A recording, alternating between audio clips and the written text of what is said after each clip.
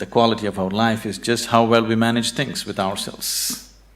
What I see is people who have failed in their lives, they're suffering their failure. People who have succeeded in their life, they're suffering their success. If you suffer your failure, it's okay, because failure comes easy. If you suffer your success, that is tragedy, because success doesn't come easy.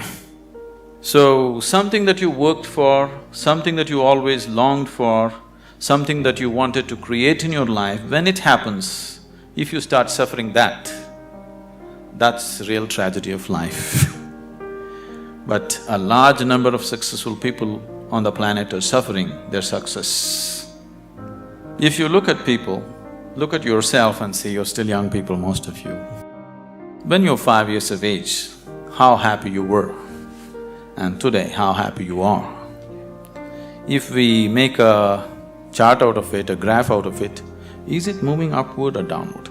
In 24 hours' time, how many moments are you really happy? If you look at this, is it going up or down? Down. So that means you're a bad manager. All that you're doing in your life, you're doing it because you believe that is your happiness.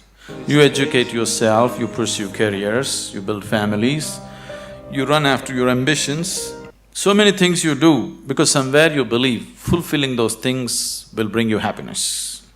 After doing all that, if happiness is not multiplying, it is going down, that means you are a bad manager of yourself. Anybody who does not know how to manage his own body, his own mind, his own emotion and his energies, if he is managing outside situations, he is only managing them by accident, not by intent, the way he wants it. When you manage situations by accident, you exist as an accident. When you exist as an accident, you are a potential calamity. When you exist as a potential calamity, being anxious all the time becomes a natural part of life. Anywhere you go today, people are talking stress management. Why anybody wants to manage his stress? I can understand you want to manage your business, your finance, your family, your property, whatever, but why would you want to manage stress? Somehow people have come to the conclusion that if you do things in the world, you're bound to be stressful. One is not stressful because of what they're doing. One is stressful because he's a bad manager of himself. He doesn't know how to manage his own systems. That is why he's stressful. It is not the nature of the job which makes one stressful. If we manage a situation properly, in simple process of working, you and the people who are working with you should be able to raise to their full potential. So if this has to happen, you need an inner dimension. When I say inner dimension, what is inner dimension?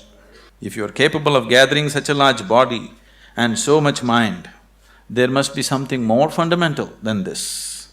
But that never comes into your experience. You're just lost in these two heaps, trying to make some sense out of it. Right now, people are thinking by educating themselves they will live happily ever after, which you will discover after some time it's not so. By getting a job, they think they're going to be happy ever after, which you will discover it is not so. By making money, you think you're going to be happy ever after, you will discover it is not so. Somebody thinks by getting married they're going to be ever after, and they know it is not so. So, you're trying to somehow fool yourself into believing that by doing something, everything will be okay. Though repeatedly it has let you down, still you believe that something else, some other miracle will make everything okay. It'll not be okay. If you are seeking a life of fulfillment, if you are seeking a life of joy and peace and well-being within yourself, don't try to bull yourself in some way. You must do the right thing, otherwise it won't work. Please see, successful people, unsuccessful people, just look at their lives and see in 24 hours, how many moments are they really joyful? How many? You go on the street and see how many joyful faces do you see on the street? Very, very few, isn't it so? Yes?